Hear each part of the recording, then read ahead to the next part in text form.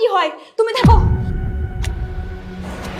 হ্যাঁ বাবু, হ্যাঁ হ্যাঁ জানি শোনা, আমি কি করব বলো। আচ্ছা আচ্ছা, ঠিক আছে ঠিক আছে। হ্যাঁ বাবু, হ্যাঁ হ্যাঁ হ্যাঁ। বৌদি, তুমি এসে গেছো? হ্যাঁ, চোখে দেখতে পাচ্ছিস না? মাথায় তো ফাটিয়েছি, চোখ তো ফাটাইনি, চোখে তো আঙুল করিনি। যা আমার জন্য জল নিয়ে আয়। হ্যাঁ আনছি আনছি।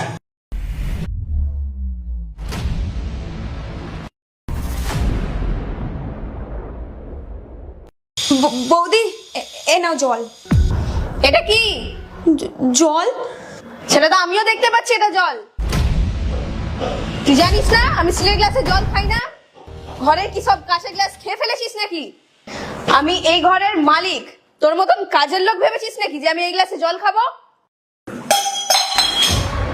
শোন, আমার শরীরটা খুব ক্লান্ত লাগছে, আমার পাটা একটু টিপে দে তো।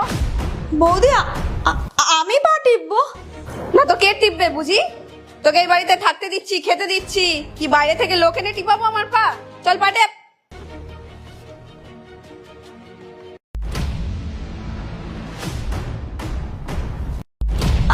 ভালো করে পা টিপতে পাটা ঠিক মতো না টিপলে না আরেকটা হাত ভেঙে দেবো।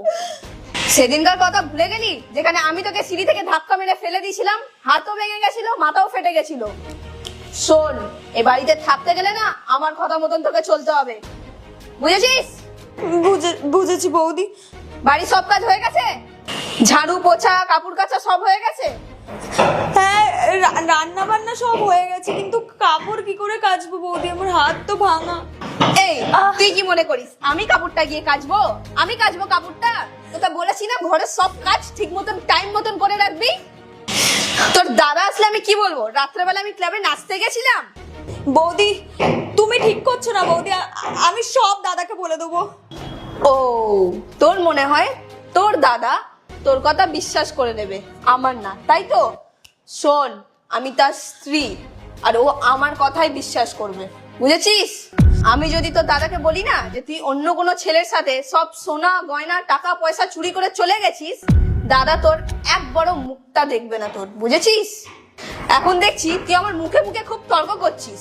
তোর দাদা আসলে বলবো সব টাকা পয়সা চুরি করে না পালিয়ে গেছে। চল তুই আমার বাড়ি থেকে বাড়ো বাড়ো বাড়ো। না বৌদি, আমার ভুল হয়ে গেছে, আমায় ক্ষমা করে দাও, ক্ষমা করে দাও।